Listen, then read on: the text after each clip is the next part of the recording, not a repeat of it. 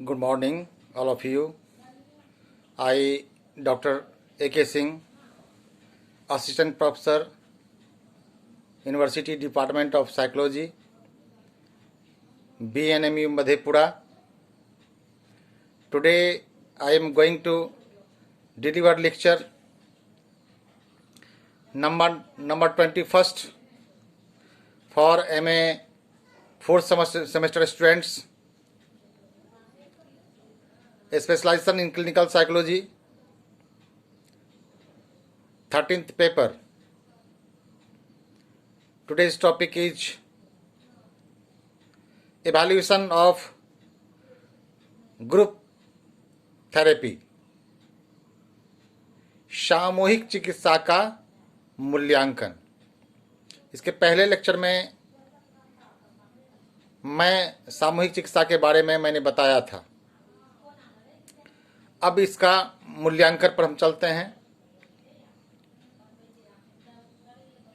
सामूहिक चिकित्सा के प्रभाव का मूल्यांकन करने के उद्देश्य से वेडनर एवं कॉल महोदय 1978 ईस्वी में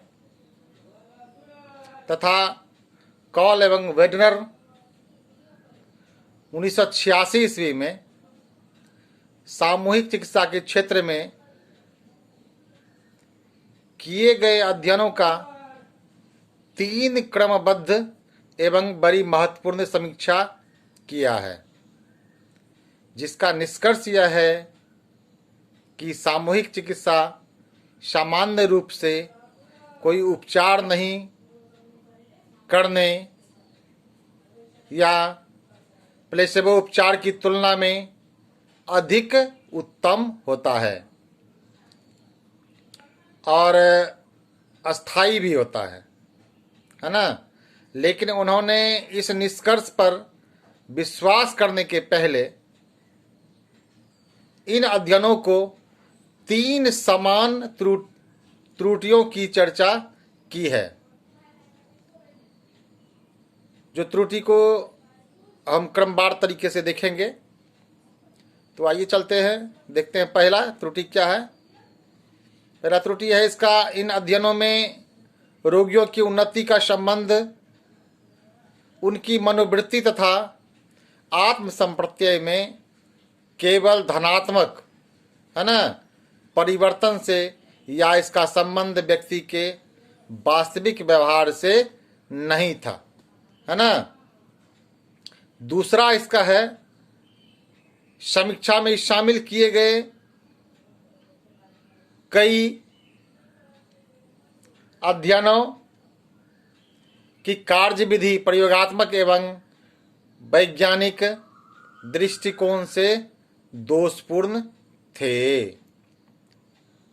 तीसरा हम देखते हैं कि सामूहिक चिकित्सा का क्षेत्र इतना विस्तृत एवं विषम है कि उसका एकांकी मूल्यांकन करना मुश्किल है।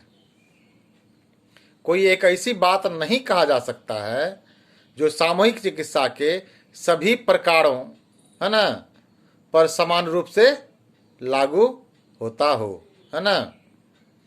ये उपरोक्त समीक्षा से सामूहिक चिकित्सा के कुछ लाभ या कुछ अलाभ, मेरिट या डिमेरिट जो बोलिए उसको, है ना, या सीमाएं या दोष का स्पष्ट पता चलता है ना।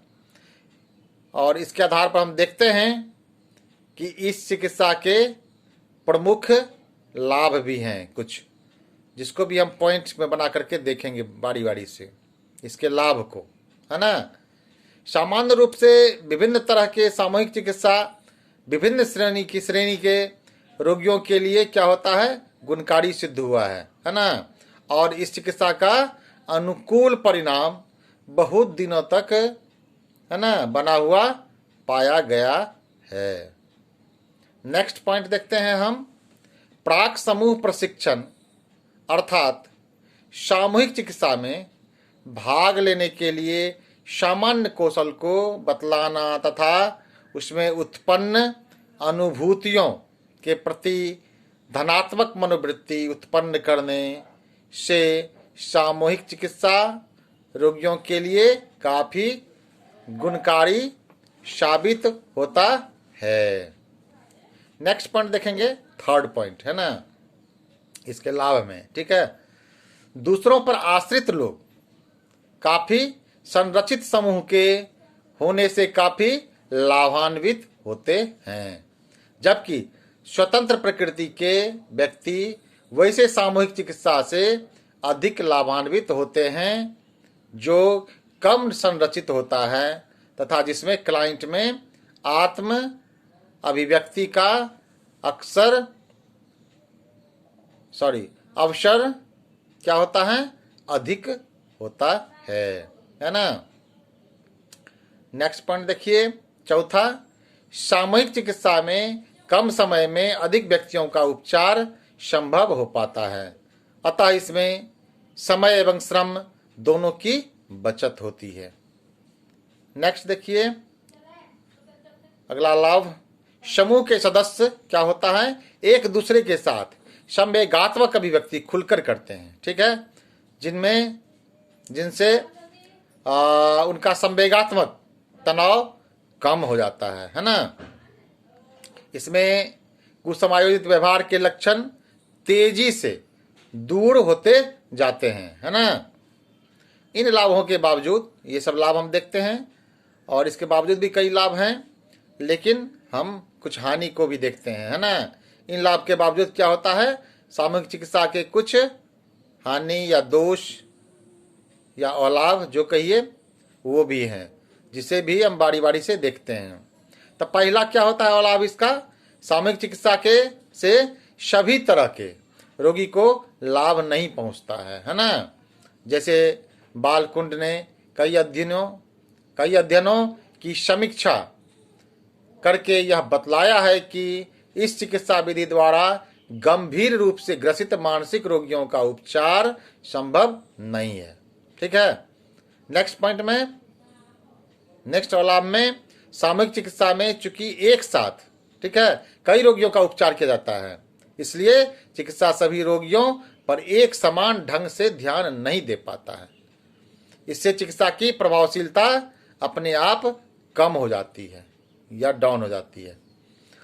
नेक्स्ट देखिए, अभी तक कोई भी शोध सबूत इस ढंग से उपलब्ध नहीं है जो यह दावा करता हो कि सामूहिक चिकित्सा का एक प्रकार दूसरे प्रकार से अधिक श्रेष्ठ है ना।